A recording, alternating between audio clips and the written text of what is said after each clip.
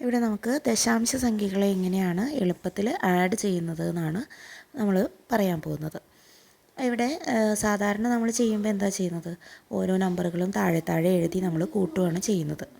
അങ്ങനെ ചെയ്യുമ്പോൾ നമുക്ക് ആദ്യം എന്ത് ചെയ്യാം, ഞാൻ ഏറ്റവും ലെങ്തി ആയിട്ടുള്ള നമ്പറാണ് ആദ്യം എന്ത് ചെയ്യുന്നത്, എഴുതുന്നത്. അപ്പോൾ നമുക്ക് ഇത്തിരി കൂടി കൺഫ്യൂഷൻ എന്ത് ചെയ്യും, കുറഞ്ഞു കിട്ടും. എനിക്ക് അങ്ങനെ ഫീൽ ചെയ്തിട്ടുണ്ട്, അതുകൊണ്ടാണ് ഞാനിങ്ങനെ ചെയ്യുന്നത് കേട്ടോ. അപ്പോൾ നമുക്കിവിടെ 4 ഡിജിറ്റ് വരുന്ന ഫസ്റ്റത്തെ നമ്പർ എന്ത് ചെയ്യാം, ആദ്യം എഴുതാം.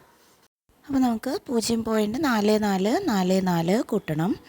അടുത്ത നമ്പർ 0.444, അത് കഴിഞ്ഞാൽ 0.44, അത് കഴിഞ്ഞാൽ 0.4, എത്രയേ ഉള്ളൂ.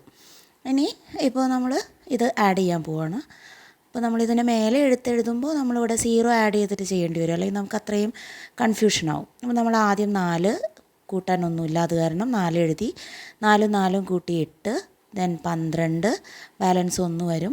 4 4കൾ കൂട്ടുമ്പോൾ 16 1 17, അപ്പോൾ 1.7284. ഇങ്ങനെയാണ് നമുക്കതിൻ്റെ ആൻസർ കിട്ടുന്നത്.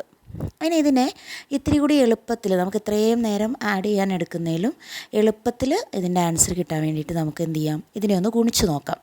ഇതിന് നമ്മൾ ഗുണിക്കുമ്പോൾ ചെയ്യേണ്ടത് ഏറ്റവും ലെങ്തി ആയിട്ടുള്ള നമ്പർ, അതായത് 4 ഡിജിറ്റ് വരുന്ന 0.4444, ഈ ഡിജിറ്റ് വരുന്നതാണ് വലിയ നമ്പർ ഇവിടെ അല്ലേ.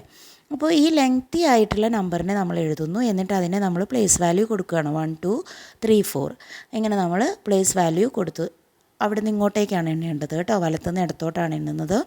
ഇനി നമ്മൾ എന്ത് ചെയ്യുന്നു, ഇതിനെ തമ്മിൽ ഗുണിക്കാൻ പോവുകയാണ്. 4 1 4, 1 ഗുണിക്കണം 4 4, 2 4 8, ദെൻ 3 4 12 എന്ന് വരും. അപ്പോൾ നമ്മൾ 2 എഴുതി, ബാലൻസ് 1 കൊടുത്തു.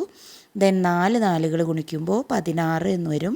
16 1 17. അപ്പോൾ നമുക്ക് എളുപ്പത്തിൽ എന്ത് ചെയ്യാൻ പറ്റിയിട്ടുണ്ട്, ആൻസറിലേക്ക് എത്താൻ വേണ്ടിയിട്ട് പറ്റിയിട്ടുണ്ട് കേട്ടോ.